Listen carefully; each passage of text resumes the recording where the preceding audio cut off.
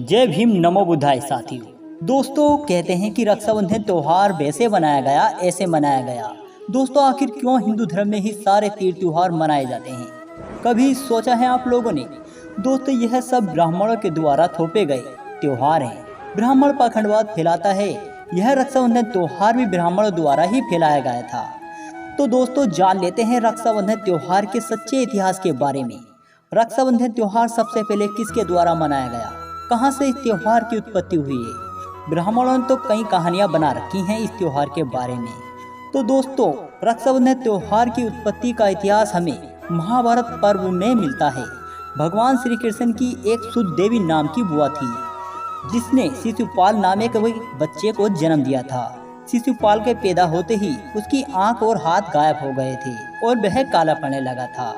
लेकिन शिशुपाल की माता को यह पता था कि जिसके स्पर्श से शिशुपाल ठीक होगा उसी के हाथों से शिशुपाल की मृत्यु भी होगी।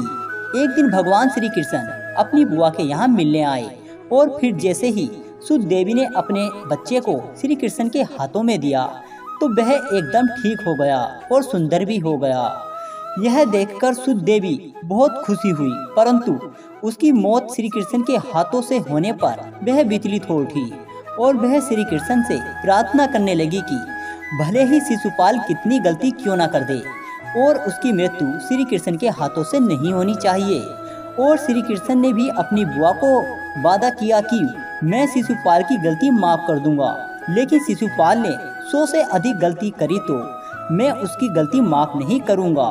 फिर शिशुपाल बड़ा होकर एक राज्य का राजा भी बन गया और वह बहुत क्रूर था और जालिम भी था और वह श्री कृष्ण का अपमान भी किया करता था। एक बार तो सारी सीमा पार हो गई जब शिशुपाल भरी सभा में श्री कृष्ण को अपमानित कर रहा था और बहुत निंदा भी कर रहा था, लेकिन वह भूल गया था कि उसने 100 गलतियों से अधिक गलती पार कर चुका है। फिर क्रोध में श्री कृष्ण ने तुरंत अपने सुदर्शन चक्र से शिशुपाल का सर धड़ से अलग कर दिया। श्री कृष्ण की इतनी चुनौतियों के बाद भी शिशुपाल नहीं रुका और वह अंत में अपनी जान से हाथ धोना पड़ा। जब सुदर्शन चक्र वापस श्री कृष्ण के पास आया तो श्री कृष्ण की उंगली कट गई और उसमें से खून बहने लगा। यह देखकर वहां खड़ी द्रौपदी ने अपनी साड़ी का पल्लू फाड़कर श्री कृष्ण की उंगली में बांधने लगी, जिससे भगवान श्री कृष्ण की उंगली से बहता खून रुक गया। उसी समय भगवान श्री कृष्ण कहते हैं कि शुक्रिया प्यारी बहन, तुमने मेरे दुख में साथ दिया है तो मैं भी तुम्हारे दुख में काम आऊंगा। मैं तुम्हारा ऋणी हो गया द्रौपदी। यह कहकर श्री कृष्ण ने द्रौपदी को उसकी रक्षा करने का वादा किया और इस घटना से रक्षाबंधन त्योहार मनाया जाने लगा था।